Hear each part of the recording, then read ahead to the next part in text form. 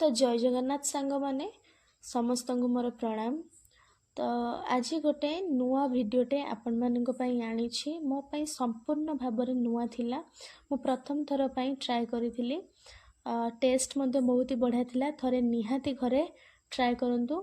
तो आज बनैबा सुखुआ बेसर पत्र पोड़ा।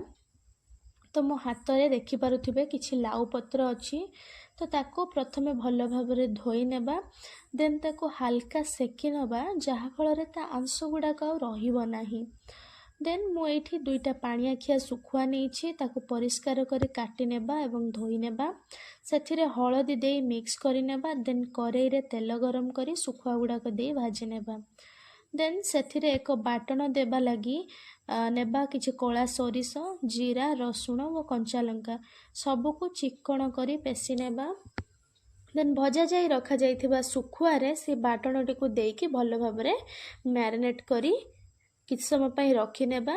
तो मुझे भूल बसतः कौन करी सुखुआ को आग न भाजी ताको प्रस्तुत थिबा बाटण को दे देथिली। तो परे पुणी बाटण को परिष्कार करी सुखुआ को भाजिली पुणी जाई से भजा जाई रखा जाइथिबा सुखुआरे बाटणटी को मिक्स करी।